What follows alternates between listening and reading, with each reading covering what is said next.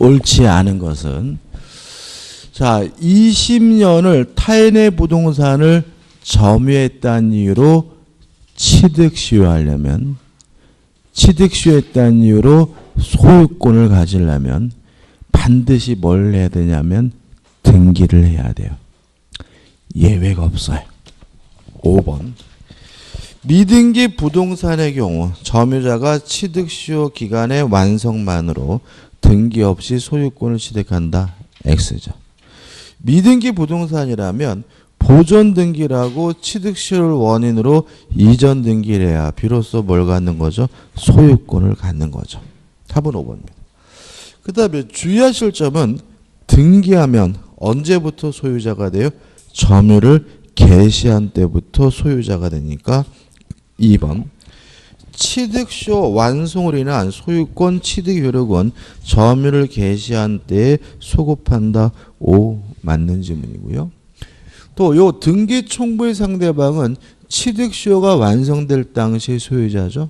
4번 취득시효 기간이 완성 전에 등기부상 소유자의 변경이 있어요. 그러면 요 새로운 소유자인 양수인에게 취득시효가 완성됐음을 이유로 이전 등기 해달라고 청구할 수가 있으니까 이는 취득시효의 중단 사유가 될 수 없다. 물론 뭐죠? 맞는 질문이죠. 1번 맞는 질문입니다. 일단 자연인 법인뿐만 아니라 교회나 사찰이나 종중과 같은 권리 능력 없는 사단도 시효 취득의 주체가 될 수가 있고요.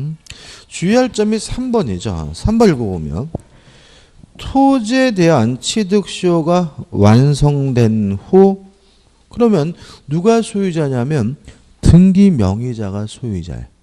그죠? 취득시효 완성자는 뭘 해야지만요? 등기를 해야지만 소유권을 갖잖아요. 따라서 토지 소유자가 그 토지 위에 담장을 설치한 경우 시효 완성자는 소유권에 기한 방해배제 청구권에 행사할 수 없습니다. 왜요? 등기 안 했으면 뭐가 없어요? 소유권이 없으니까요. 따라서 토지 소유자를 상대로 담장의 철거를 청구할 수 없다는 질문은 5 맞는 질문이죠. 그래서 이 문제도 아주 기초적인 거죠. 취득시효가 완성됐다는 이유로 소유권을 취득하려면 뭘 해야 돼요? 등기를 해야 된다. 이게 전부의 문제입니다. 답은 5번입니다. 56번입니다. 부합에 관한 설명으로 옳은 것을 모두 고른 것은 기억. 지상권자가 지상권에 기하여 토지에 부속시킨 물건은 권원이 있기 때문에 부합하지 않습니다. 따라서 지상권자의 소유로 된다. 5 맞는 질문이죠. 니은번 적법한 권원 없이 타인의 토지에 경작한 성속한 배추 농작물은 토지에 부합하지 않습니다. 따라 소유권은 경작자에게 속한다. 맞죠. 디귿번 적법한 권원 없이 타인의 토지에 식재한 수목은 토지에 부합하므로 수목의 소유권은 토지 소유자에 속한다. 5 맞는 질문이 되는 거죠. 리을번 건물 임차인 권원에 기하여 증축했어요. 자, 증축한 부분은 원칙적으로 부합하지만 구조상 이용상 독립성이 있으면 그때는 뭐하지 않죠? 부합하지 않습니다. 따라서 구조상 이용상 독립성이 없더라도 임차인의 소유에 속한다. X입니다. 증축된 부분이 부합하지 않았다는 이유로 건물의 소유자가 아닌 임차인의 소유가 되려면 뭐가 필요합니까? 구조상 이용상 독립성이 있어야 됩니다. 따라서 옳은 것은 기역 니은 디귿에서 3번이 답이죠. 이 정도는 다 아실 거라고 믿고 이것도 중요합니다. 이것도 부합에 관한 전형적인 질문들이니까 꼭 기억해 두셔야 되겠죠. 57번입니다. 갑은 5분의 3, 을은 5분의 2 지분으로 X 토지를 공유하고 있다. 다음 설명이 틀린 겁니다. 이제는 이거 맞출 때 됐죠. 아직도 이 문제가 어렵고 이 문제 틀리는 분은 뭐 몰라서가 아니라 저를 못 믿어서야. 그죠? 다시 말하면 별거 없어요. 두 가지입니다. 공유물에 관한 이용 계량 행위와 같은 관리 행위는 지분의 과반수로서 결정한다. 또 공유 지분은 목적물에 대해서 뭐에 대한 권리예요? 전부에 대한 권리다. 그러면 보자고요. 요 토지를 어떻게 사용할지는 누구 마음이에요? 갑 마음인 거죠. 왜요? 갑의 지분이 몇 분의 몇이에요? 5분의 3이니까. 따라서 갑은 내가 다 쓰겠다 결정할 수도 있고요. 남한테 뭐 할 수도 있어요? 임대할 수 있는 거죠. 그럼 을은요? 갑의 동의 없이는 전혀 쓸 수 없어요. 단 한 평도 쓸 수가 없는 거죠. 왜요? 지분이 뭐예요? 과반수가 안 되잖아요. 그래서 제가 수업 시간에 뭐라 그랬어요? 50% 지분을 가진 사람하고 50.00001% 지분을 가진 사람하고는 천지 차이다. 그래서 제가 또 무슨 얘기까지 했어요? 신격호 회장까지 얘기 말씀을 드렸잖아요. 그래서 5분의 1 지분을 가진 사람은 이 땅 못 써요. 무슨 말 아시겠습니까? 이 땅을 누가 쓸 거고 어떻게 사용할지는 누가 결정합니까? 갑 혼자 결정하는 겁니다. 따라서 틀린 지분은 4번. 을은 갑과 협의 없이 X토지 면적의 5분의 2에 해당하는 부분의 특정 부분을 배타적으로 사용 수익할 수 있다. 이게 X인 거예요. 동의하시죠? 다시 한번요. 과반수가 안 된다면 단 한 평도 쓸 수가 없습니다. 왜요? 어떻게 이 땅을 사용 수익할 것인지는 누가 결정합니까? 과반수 지분권자 결정하는 거예요. 자꾸 이 4번 같은 지분이 맞다고 생각하시는 분은 저에 대한 도전입니다. 도전. 변함없이 뭐죠? 제 말은 믿지도 않는 거예요. 나머지 분들은 반복이죠. 1번. 갑이 을과 협의 없이 X토지를 병에게 임대했어요. 정당합니다.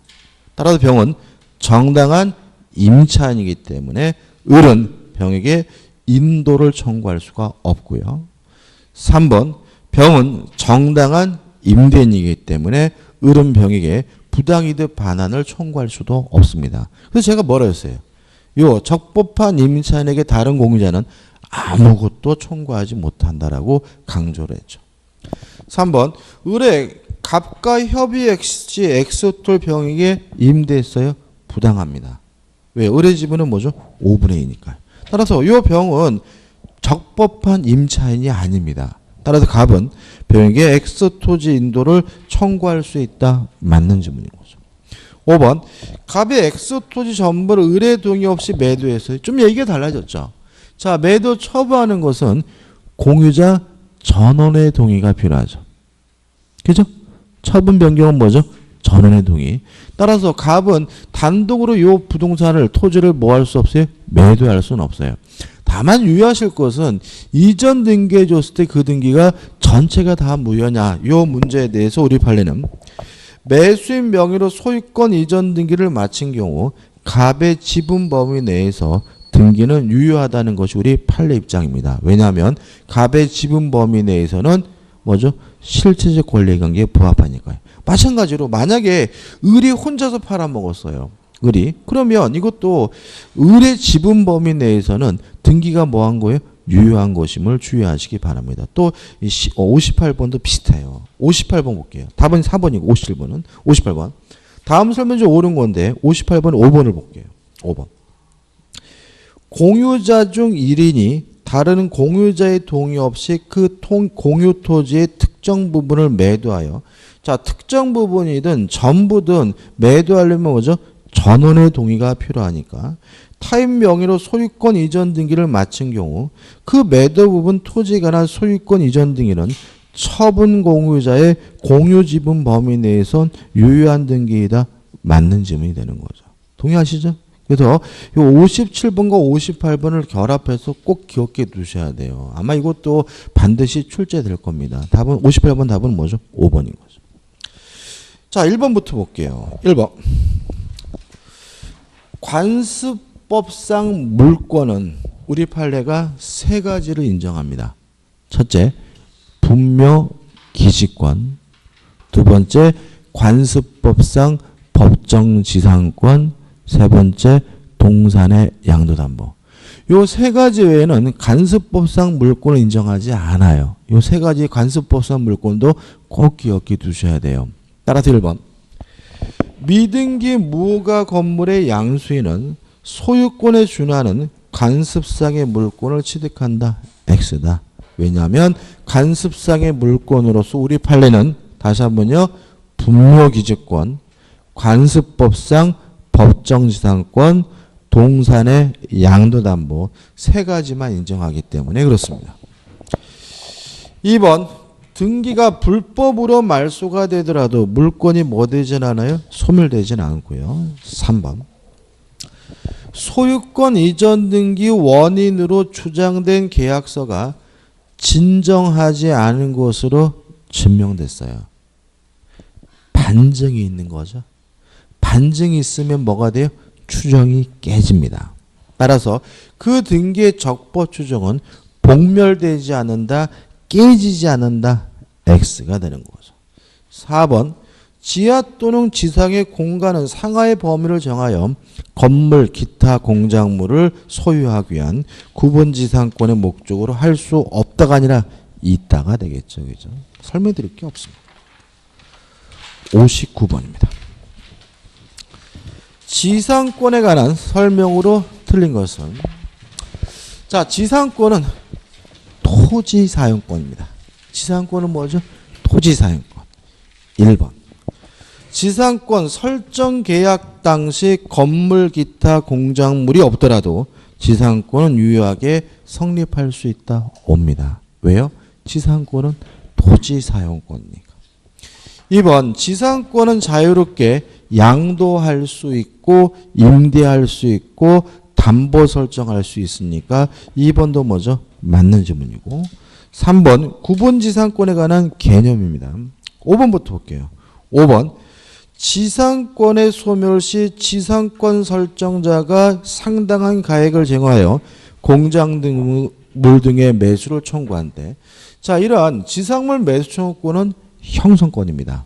따라서 지상권자는 뭐하지 못해요? 거부하지 못하므로 지상권자는 정당한 이유 없이 이를 거절하지 못한다. 맞는 질문이 되겠죠. 답은 뭐죠? 4번입니다. 좀 생각을 좀 해보죠. 저당권이 어디에 설정되어 있냐면요. 지상권에 설정되어 있어요.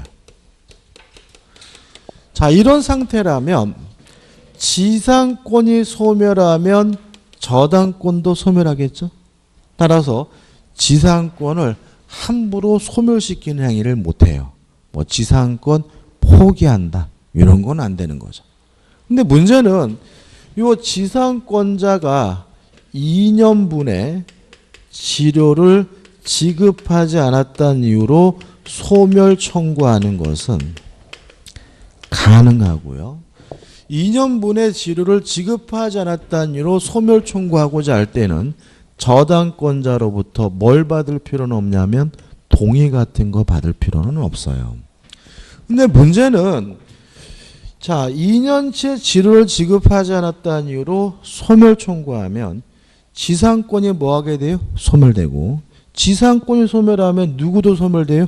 저당권도 소멸되기 때문에 민법이 일종의 보호 규정을 두고 있는데 이러한 소멸 청구했다는 사실을 저당권자에게 뭘 해줘야 되냐면 통지는 해줘야 돼요. 자, 통지가 이루어지게 되면 이제는 지상권은 상당한 기간이 경과되어야 비로소 이 지상권은 뭐 하게 되냐면 소멸된다라고 규정을 두고 있습니다. 왜 상당한 기간이라는 기간을 두고 있냐면 이러한 통지를 받은 저당권자에게 권리를 보호할 수 있는 그 방책을 뭐죠? 세울 수 있는 뭘요? 시간을 주기 위해서 그런 거죠. 정리해 볼게요. 자, 저당권이 뭐에 설정되어 있어요? 지상권에. 일단 2년째 치료를 지급하지 않았다는 이유로 소멸 청구하고자 할 때 저당권자로부터 뭘 받을 필요는 없어요? 동의를 받을 필요는 없지만 소멸 청구했다는 사실을 저당권자에게 뭐는 해줘야 돼요? 통지는 해줘야 되고요. 통지하게 되면 상당한 기간이 지나게 되면 지상권은 뭐하게 돼요? 소멸되게 됩니다. 참고로 4번 지문이 낯설다 하더라도 나머지 지문 때문에 4번이 답인지는 유추해내야 돼요. 4번을 보시면 지상권이 저당권의 목적인 경우 치료 연체를 위한 지상권 소멸 청구는 저당권자에게 통제하면 즉시 그 효력이 생긴다. X입니다. 즉시가 아니라 상당한 기간이 경과해야 효력이 생기고 지상권이 소멸되기 때문에 답은 뭐죠? 4번이 되는 거죠. 60번입니다. 60번도 별표 듯이 꼭 기억해 두셔야 되는데 일단 이런 문제죠. 땅도 갑의 것이고 건물도 갑의 것이었는데 건물만 팔고 건물만 이전 등기를 해줬어요. 그래서 건물이 을의 소유로 바뀌었단 말이죠. 그러면 매매로 토지와 건물의 소유자가 달라졌으니까 을은 토지에 대해서 뭘 갖게 됩니까? 관습법상 법정 지상권을 취득하겠죠. 물론 관습법상 법정 지상권이든 그냥 법정 지상권이든 법률 규정에 의한 물권 취득이니까 뭐 할 필요 없죠? 등기할 필요는 없죠. 따라서 토지와 건물의 소유자가 달라지는 순간 을은 등기 없이 뭘 취득합니까? 법정 지상권을 취득하고요. 따라서 나중에 이 땅의 소유자가 정으로 뭐가 됐어요? 양도가 됐더라도 을은 자신의 지상권을 가지고 새로운 소유자인 정에게 뭐 할 수 있습니까? 대항할 수가 있습니다. 뭘 안 하고 있더라도요? 등기를 안 하고 있더라도. 동의하시죠? 그죠? 그 다음 을이 이 건물을 병에게 양도를 했어요. 이랬을 때 첫째, 건물의 양수인인 병이 법정 지상권을 취득하느냐? 지상권을 취득하지는 못한다.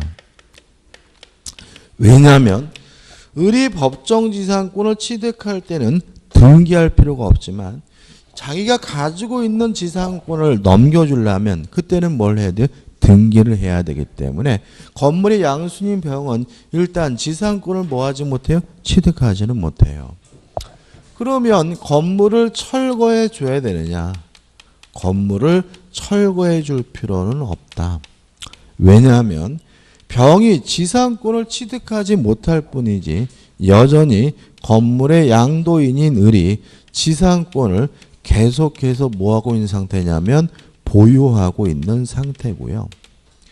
따라서 병은 을을 대위해서 갑에게 지상권을 설정해 달라고 청구하는 것이 뭐죠? 가능한 상태이기 때문에 건물을 뭐 해줄 필요는 없어요?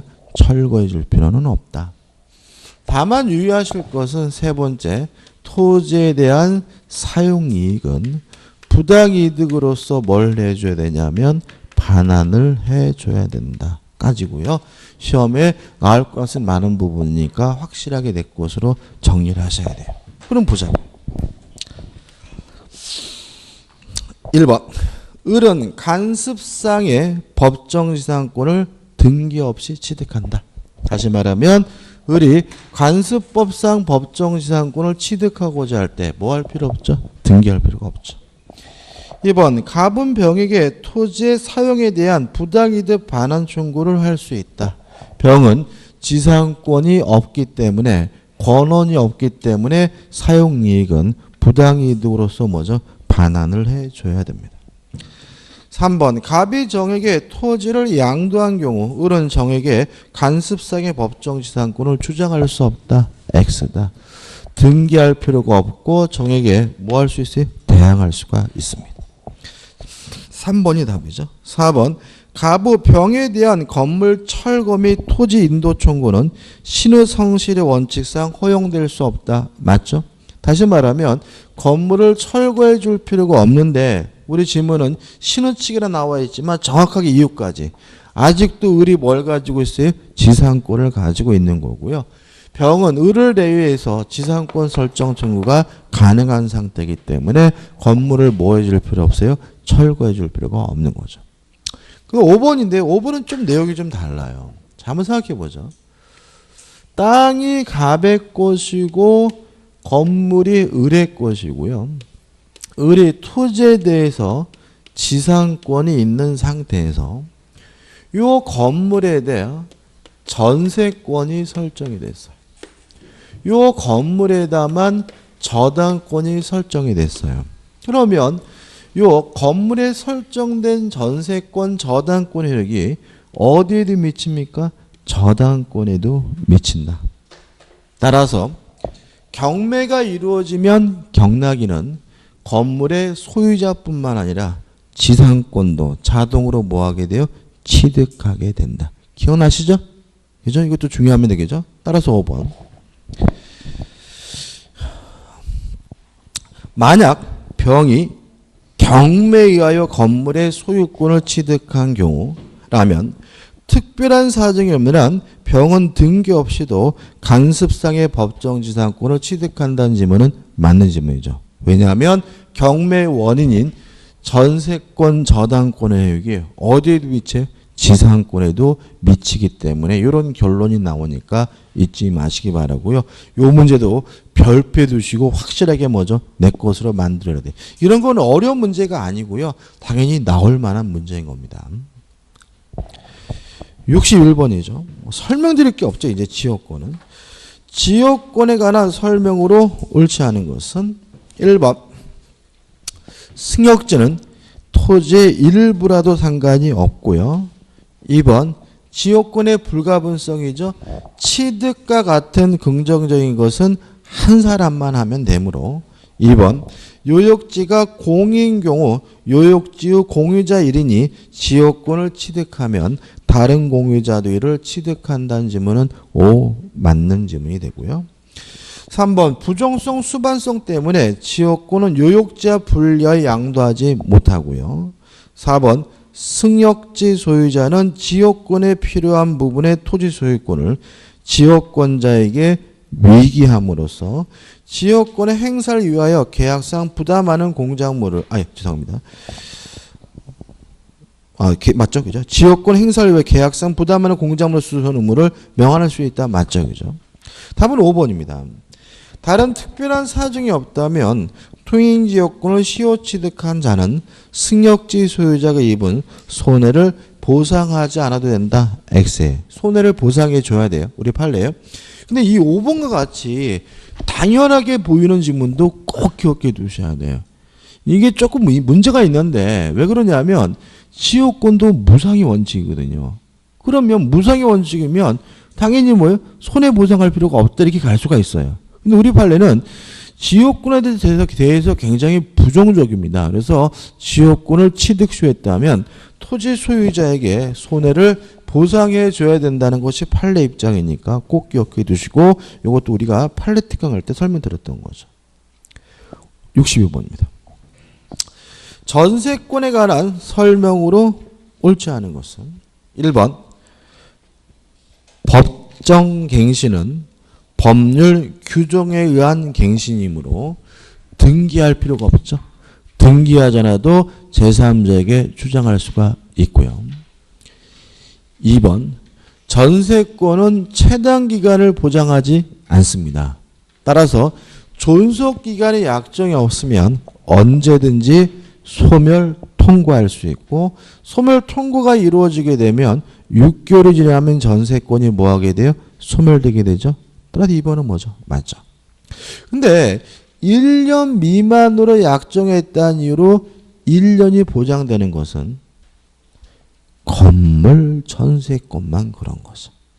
따라서 3번 토지 전세권의 존속기간을 토지 전세권의 존속기간을 1년 미만으로 정한 때는 이를 1년으로 한다는 지문은 뭐죠? X가 됩니다. 다시 말하면 전세권은 원칙적으로 최단기간을 보장하지 않고요.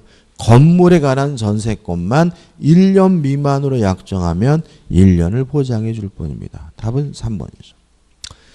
4번 전세권은 매달 내는 돈은 없습니다. 따라서 뭘 안 냈다는 이유로 쫓겨나진 않아요. 다만 용법에 쫓아 사용수익해야 되므로 용법 위반해서 사용수익하다 걸리면 소멸 청구당하게 되고요. 5번 전세권도 담보 물권적 성질이 있기 때문에 부종성 수반성이 있기 때문에 전세금 반환 채권만 따로 분리해서 양도할 수 없는 것이 원칙이에요. 다만 예외를 인정하는데요. 5번입니다. 전세권 존속 중에는 장래에 그 전세권이 소멸하는 경우에 전세금 반환 채권이 발생할 것을 조건으로 그 장래의 조건부 채권은 양도할 수 있다는 것이 판례 입장이니까 원칙적으로 양도할 수는 없지만 조건부 양도는 가능하다. 이렇게 좀 기억해 두시기 바라고 답은 뭐죠? 3번이 되는 거죠. 63번입니다. 유치권에 관한 설명으로 옳지 않은 것은 1번 유치권자는 반드시 점유해야 되는데 직간접을 불문합니다. 따라서 간접 점유도 유치권의 성립 요건이다. 존속 요건이므로 1번은 뭐죠? 맞는 질문이죠. 2번 계속하고 있습니다. 매매대금 채권은 목적물에 관해 생긴 채권이 아니므로 뭘 행사할 수 없죠? 유치권 행사할 수가 없습니다. 뭐는요? 매매대금 채권은.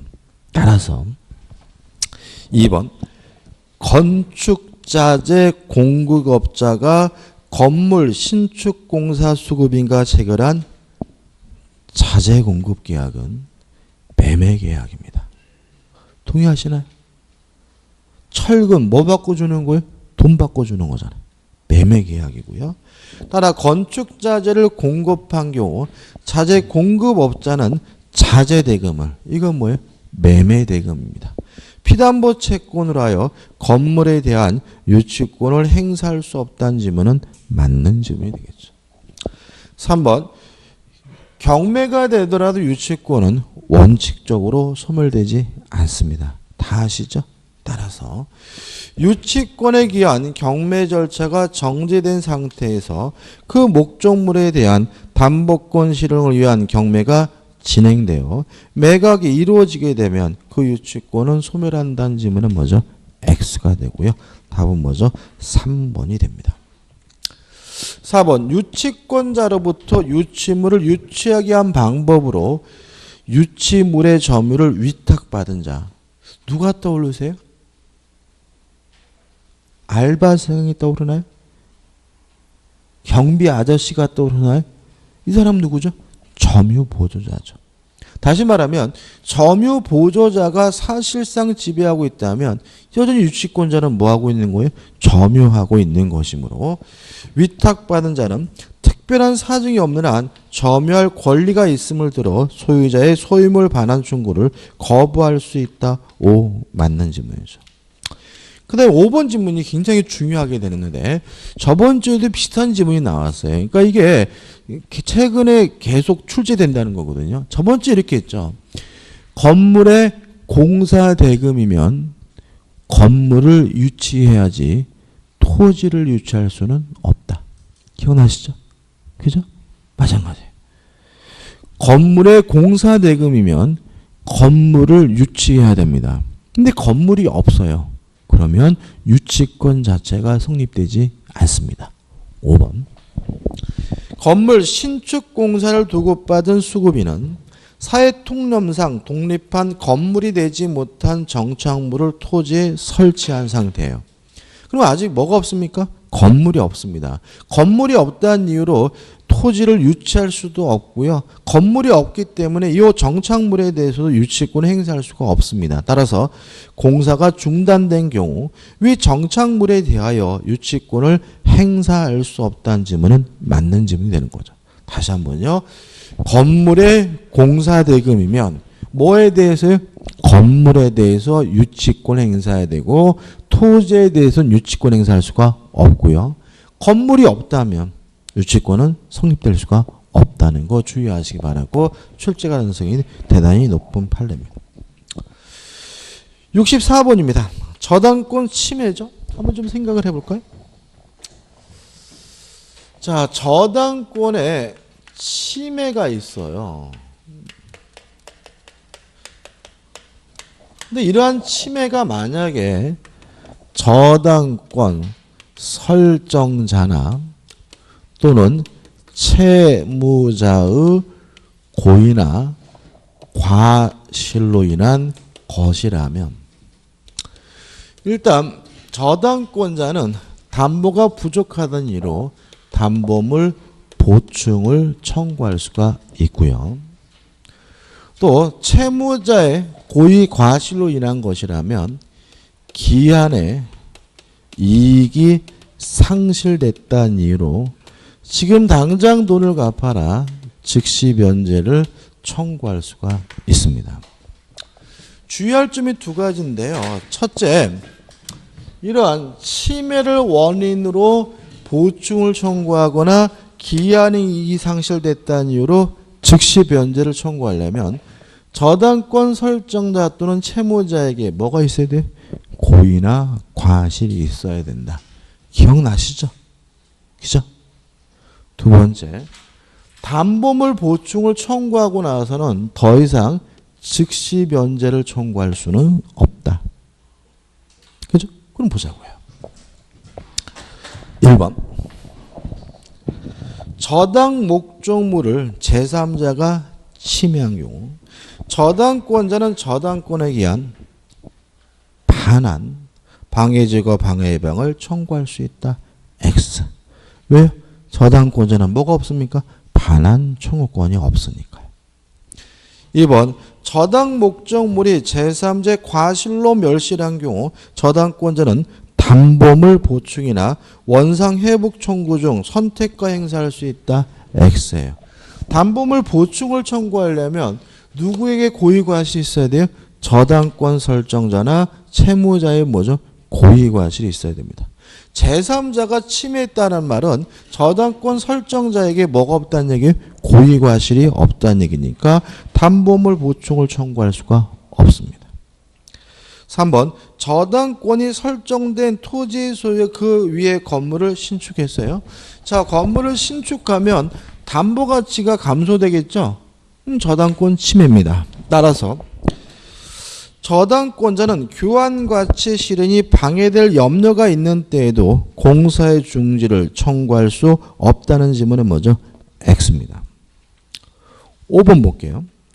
자, 저당물의 제3자 명의의 원인모의 소유권 이전 등기가 되어 있어요. 저당권자가 신경 쓸 바가 있나요? 저당권 침해가 아닙니다. 왜냐 아까 말씀드린 것처럼 후순위 저당권 설정하는 거 저당권 침해가 아닌 것처럼요. 저당권이 설정된 부동산을 팔아먹는 것도 저당권 침해가 아니에요. 100번 팔아먹든 1000번 팔아먹든 저당권자는 뭘 받질 않아요? 영향을 받질 않아요. 따라서 이전 등기가 무효인지 유효인지 저당권자에게는 아무 상관이 없는 겁니다. 동의하시나요? 그죠? 소유자가 바뀌든 안 바뀌든 저당권자에게 뭐죠? 아무 상관이 없는 겁니다. 따라서 저당권의 침해를 원인으로 그 등기의 말소를 청구할 수 있다. X입니다. 자, 왜 X라고요? 저당권 침해가 아닙니다. 이전 등기가 유효든 무효든 저당권자는 뭐죠? 아무 상관이 없기 때문에. 그래서 5번도 뭐가 돼요? X가 되는 거죠. 답은 뭐죠? 4번입니다. 저당권 설정자의 과실로죠. 저당권 설정자의 뭐래요? 과실로. 저당권에 침해가 있으면 보충을 청구하거나 즉시 면제를 청구할 수 있죠.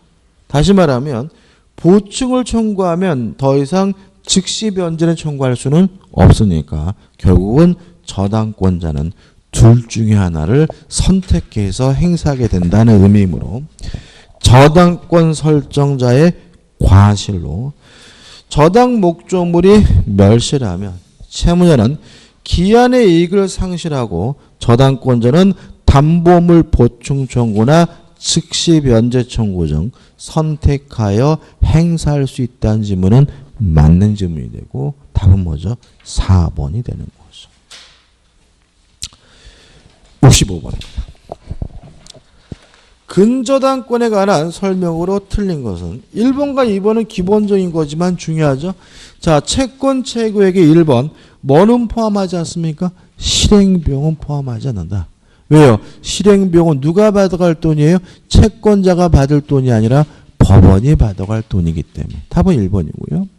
다만 주의하실 것은 2번 이자 포함되고요. 지연배상금도 뭐예요? 포함된다는 거 주의하시면 되고 3번 제3취득자나 물상보증인은 어디까지 돈을 갚으면 근저당권의 말소를 청구할 수 있죠? 채권 최고액까지만 갚으면 근저당권의 말소를 청구할 수가 있고요. 4번 우리가 저번 주에 했습니다. 자, 근저당권자가 경매를 신청하면 채권액이 뭐가 돼요? 확정이 돼요. 일반 저당권으로 뭐가 돼요? 전환이 돼요. 따라서 그 후에 발생하는 원본 채권은 더 이상 근저당권에 의해서 뭐 되지 않아요? 담보되지 않는다. 저번 주 제가 저번 주 벌써 그죠? 저번 주 추석이었죠. 저번 주 제가 중요하다고 별표하면서 말씀드렸던 기억이 나고요. 5번 경매를 신청했다가 취하하더라도 그 효과가 번복되진 않아요. 참고로 우리 민법에서 취하했다는 이유로 번복되는 건 아무것도 없어요. 뭐 해제권 행사든 뭐 취소권 행사든 뭐 이거든 취하했다는 이유로 효과가 번복되는 건 뭐죠? 아무것도 없으니까 좀 주의하시기 바랍니다. 66번이죠. 공동저당에 대해서도 문제가 출제될 가능성이 있기 때문에 가장 기본적인 문제를 드렸어요. 을이 갑에게요 1억 5천을 빌려줬어요. 이걸 담보하기 위해서 A 부동산, B 부동산, C 부동산에다가 공동저당을 설정했는데 A 부동산의 가액이 9천만 원, B 부동산의 가액이 6천만 원, C 부동산의 가액이 3천만 원이고 문제가 뭘 요구하고 있냐면 동시배당을 했다. 동시배당을 했을 때 요 B 부동산에서 받아가는 돈은 얼마냐? 이게 문제에서 물어보는 거잖아요. 자, 어떻게 해요? 가액의 비율로 분담액이 결정됩니다. 따라서 9천만 대 6천만 대 3천만의 비율로 가액이 분담액이 결정되고요. 비례식을 계산하는 방법은 뭐라고요? 더해서 밑에 깝니다. 9 더하기 6 더하기 3은 18이니까 밑에 깔면 B에서는 18분의 6을 받죠. 약분하면 몇 분의 몇입니까? 3, 6, 18이니까 3분의 1이죠. 따라서 1억 5천에 뭐예요? 3분의 1을 B에서 받음으로 답은 뭐가 돼요? 5천만 원이 되는 거죠. 아주 기본적인 문제죠. 67번입니다. 이거 우리 공인중개사 기출 문제입니다. 2006년 10월 23일 갑은 을에게 X 건물을 1억 원에 팔겠다는 이메일로 청약하면서 10월 27일 18시까지는 매수 여부를 알려달라고 했으며 그 메일은 을에게 즉시 도달하였죠. 이게 키입니다. 을에게 뭐예요? 즉시 도달했습니다. 1번 청약에는 계약 내용을 결정할 수 있을 정도의 사항이 포함되어야 한다. 맞습니다. 만약에 그 정도에 이르지 않았다면 그것은 청약이 아니라 뭐가 되죠? 청약의 유인이 되는 거죠. 2번 갑은 10월 27일 18시까지는 청약을 철회할 수 있다. X입니다. 왜냐하면 의사표시가 도달이 돼서 효과가 발생된 후에는 더 이상 뭐 하지 못해요? 철회하지 못하죠. 문제에서 이미 뭐가 됐다고요? 도달됐다고 나와 있죠. 따라 답은 뭐죠? 2번이 되는 거죠. 3번 변경을 가한 승낙은 새로운 청약입니다. 4번 연착된 승낙도 뭐죠? 새로운 청약이죠. 5번 만일 갑이 10월 25일 돌연 사망하였더라도 청약은 그 효력을 상실하지 않는다. 맞죠? 왜요? 의사표시를 발신 후 도달하기 전에 표의자가 사망하거나 제한 능력자가 돼도 아무런 영향을 미치지 않으니까요. 68번은 중요합니다. 별표에 두시 꼭 내 것으로 만드셔야 돼요. 68번 판례가 동시이행 항변권을 인정하는 경우가 아닌 것은이죠. 자, 1번 매매계약입니다. 부동산 매매죠. 자, 근데 부동산 매매인데 쌍무계약이니까 쌍방의 의무는 동시행 관계인데 매매 대금을 나눠서 내죠. 따라서 실제로 동시이행관계인 것은 잔금의 지급과 이전 등기가 뭐죠? 동시행관계이므로 1번. 부동산 매매 계약이 체결된 경우 매도인의 등기 이전 인도 의무와 매수인의 잔대금 지급 의무는 뭐죠? 동시이행관계입니다. 꼭 기억해 두셔야 되고요. 2번 임대차가 종료가 됐어요. 원상 회복해야 되겠죠? 물론 쌍방의 의무는 뭐죠? 동시행관계인데 주의하실 점은 임대차가 종료가 된 후에는 보증금에서 임차인의 연체 차임이나 채무는 자동으로 뭐가 돼요? 공제가 되거든요. 따라서 읽어보면 임대차 종료 후 임차인의 목적물 명도 의무와 임대인의 연체 차임, 기타 손해배상금을 공제하고 남은 임대차 보증금의 반환 의무는 뭐죠? 동시이행관계가 됩니다. 3번은 마지막에 설명드릴게요. 4번. 자, 기억나시나요? 변제와 담보 말소는 뭐가 아닙니까? 동시행관계가 아닙니다. 근데 조심할 것은 참 제가 푹푹한데 제가 변제와 저당권 말소라 그러지 않았어요? 변제와 담보 말소는 뭐가 아니에요? 동시행관계가 아니라 그랬죠. 그럼 여기서 말하는 담보는 뭐예요? 저당권도 들어가는 거고 매도담보도 들어가는 거고 가등기 담보도 들어가는 거고 양도 담보도 들어가는 거잖아요. 그죠? 다시 말하면 변제와 담보 말소는 뭐가 아닙니까? 동시행관계가 아니에요. 3번 읽어보면 특정 채무 담보를 위하여 채권자 명의의 소유권 이전 등기. 이게 뭐예요? 양도담보죠. 근데 왜 양도담보라는 걸 캐치를 못 하시죠? 그러니까 이거를 뭐냐면은 그냥 대충 있나 봐, 문제를. 그러니까 그냥 소유권 이전 등기에 뭐죠? 필입 꼽히니까 뭔 소리인지 이러는 거예요. 그죠? 다시 한번 볼까요? 특정 채무의 담보를 위하여 격려된 채권자 명의의 소유권 이전 등기는 뭘 말합니까? 양도담보를 말하고요. 변제와 담보 말소는 뭐가 아닙니까? 동시행관계가 아니니까 이전 등기의 말소 청구와 피담보 채무의 변제 답은 뭐죠? 4번이 되는 거죠. 5번 양도소득세를 매수인이 부담하기로 한 약정 유효하죠? 유효하죠? 왜요? 세금 회피는 뭐 하잖아요? 반사회적이지 않아요. 근데 제가 뭐라고 말씀드렸어요? 매수인이 부담하기로 한 양도소득세는 특별한 것이 아니라 매매대금이다. 동의하시나요? 제가요 아파트를 3억에 구입하고로 계약을 하면서 매수인인 제가 양도소득세를 내기로 했거든요. 근데 양도소득세가 얼마 나왔냐면 2천만 원이 나왔어요. 그럼 저는 얼마의 아파트를 산 거예요? 3억 2천만 원을 산 거다.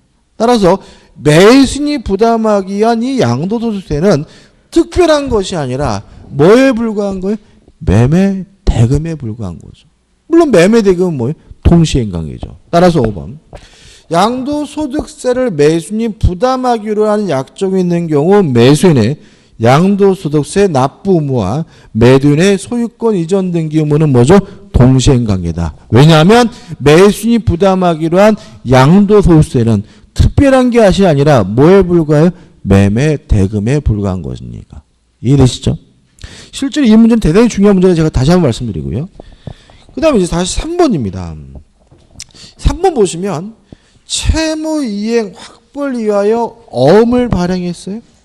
이거 우리가 담보 목적의 어음이라는데 이거 전에 한번 말씀드렸던 기억이 나는데 을이 갑에게요 1억을 빌려줬어요. 1억을 빌려주면서 담보 목적으로 갑이 을에게 어음을 발행해 줬어요. 이렇게 담보 목적으로 교부하는 어음은 어떻게 하냐면 금액을 좀 크게 써요. 예를 들어서 1억이면 한 1억 5천 이렇게 씁니다. 그럼 이게 어떻게 담보로서 기능을 하냐면 이런 상태에서 갑이 돈을 안 갚으면요. 을은 이 어음을 돌려버릴 수가 있어요. 어음을 뭐죠? 사채업자 만나가지고 뭐죠? 팔아버릴 수가 있어요. 팔아버리면 나중에 어음이 갑에게 돌아오겠죠? 돌아오면 갑은 얼마를 갚아야 돼요? 1억 5천을 갚아야 돼요. 그렇기 때문에 갑의 입장에서는 무슨 수를 쓰더라도 1억 원을 뭐죠? 약속한 날짜에 뭐죠? 갚아야 돼요. 이런 걸 우리가 뭐죠? 담보 목적 어음이 발행됐다는 얘기인 거고요. 그럼 생각해 보자고요. 갑이 을에게 1억 원을 갚을 때 이거 돌려받아야죠. 이거 안 돌려받으면 어떻게 해요? 을이 어음 뭐 할 수 있어요? 돌려버릴 수가 있고요. 그럼 나중에 또 갑이 또 얼마를 또 내야 돼요? 1억 5천을 내야 되잖아요. 그래서 이거는 뭐예요? 동시행 관계입니다. 그래서 3번 보시면 채무 이행의 확보를 위하여 어음을 발행한 경우 채무 이행과 어음에 반한 의무는 뭐죠? 동시 이행 관계라는 게 우리 판례 입장이에요. 그래서 이거 별표 두시고 여기 나오는 5가지 꼭 기억해 두시기 바랍니다. 69번입니다. 이게 전에 풀었던 문제입니다. 그죠? 그죠? 풀었던 문제인데 잘 모르시죠? 자, 후발적 불능이고요. 매도인이 누구예요? 갑이 아니라 누굽니까? 을입니다. 다시 말하면 을이 뭐예요? 채무자예요. 자, 5번이 답인데, 자, 왜냐하면 수령지체 중 후발적 불능이 되면 위험은 누가 부담해야 돼요? 채권자, 매수인이 부담해야 되므로 채권자인 갑은 뭘 해야 됩니까? 대금을 지급해야 되기 때문에 답은 뭐죠? 5번이고 반복적이기 때문에 또 풀어보진 않을 거예요. 70번입니다. 이 70번 같은 문제도 참 폭한데 제3자를 위한 계약이니까 문제 읽으면 옆에다가 좀 메모 정도 좀 하시는 게 좋아요. 항상 문제가 되는 것은 뭐냐면 우리는 3명만 넘어가면 누가 누군지가 혼란스럽잖아요. 근데 왜 자꾸 천재인 척 안 그려요? 그죠? 병이 갑에게 1억을 빌려주고요. 돈을 갚기 위해서 을과 만나서 뭐죠? 매매 계약을 하면서 요 매매된 을이 병에게 직접 지급하기로 했다. 요 내용이거든요. 그러니까 이거 우리가 수업 시간에 계속 반복해서 한 얘기이기 때문에 요 정도만 매매해 두시면은 문제를 뭐 또 볼 이유는 없어요. 근데 자꾸 어떻게 해요? 또 보고 그러는 거죠. 그럼 보자고요. 1번. 갑이 합의 내용을 병에게 통지함은 병은 을에 대하여 매매 대금 지급 채권을 취득한다. X다. 병이 돈을 받겠다라는 적극적인 수익의 의사를 표시해야 병은 을에게 직접 이행을 청구할 수 있는 뭘요? 채권을 취득하기 때문에 1번 지문은 뭐죠? X가 되는 거죠. 2번 을은 갑과 병세의 계약이에요. 그럼 갑과 병세의 계약은 뭐죠? 요거죠. 동의하시죠? 이거 우리가 뭐라 그러죠? 대가관계라고 하고요. 대가관계에서 발생하는 문제는 수익관계에 아무런 영향을 미치지 않는다. 따라서 을의 입장에서 갑이 이미 돈을 갚았다 하더라도 을은 병에게 대금을 뭘 해야 돼요? 지급해야 되는 거고요. 또 병이 갑에게 돈 빌렸던 것이 무효라 하더라도 아무런 영향을 미치지 않으니까 을은 병에게 뭐죠? 정상적으로 대금을 뭐요? 지급해야 된다는 말 수없이 많이 말씀을 드렸죠. 따라서 을은 갑과 병사의 계약이 무효라는 것을 알더라도 병의 지급 요구를 거절할 수 없다. 이게 뭐죠? 맞는 질문이 되는 거죠. 답은 뭐죠? 2번입니다. 3번. 자, 수익의 의사 표시를 한 후에는 갑과 을은 임의적으로 병의 권리를 변경할 수도 없고 병의 권리를 뭐 할 수도 없습니까? 소멸시킬 수도 없습니다. 조심할 것은 임의적으로 소멸시킬 수 없다라는 말은 합의 해제는 안 된다는 얘기죠. 물론 채무 불이행으로 위한 해제는 임의적인 것이 아니므로 가능하고요. 병으로부터 병으로부터 굳이 동의를 받을 필요는 없기 때문에 3번 을이 병에게 매매 대금을 지급하지 않으면 병은 매매 계약을 해지할 수 있다는 지문은 뭐죠? 맞는 지문이고 4번 병이 권리가 확정된 후에는 갑이 착오를 이유로 매매 계약을 취소할 수 없다는 그죠? 이 3번은 뭐죠? X죠, 그죠? 병은 계약의 당사자니까 아니니까 계약을 뭐 할 수 없어요? 해지할 수 없고. 4번 병의 권리가 확정된 후에라도 갑의 착오를 이유로 매매 계약을 취소할 수 없다가 아니라 어떻게 해요? 있다가 되고요. 5번 의료병에 대한 대금 지급 채무 불이행을 이유로 갑이 매매 계약을 해지하려면 병이 동의를 얻어야 한다는 지문도 뭐죠? X다. 다시 말하면 수익의 의사표시를 한 후에도 채무 불이행을 위한 해제 여전히 뭐죠? 가능하고요. 사기 강박 착오를 위한 취소는 여전히 가능하다는 거 잊지 마시기 바랍니다. 71번부터는 쉬었다가 보겠습니다.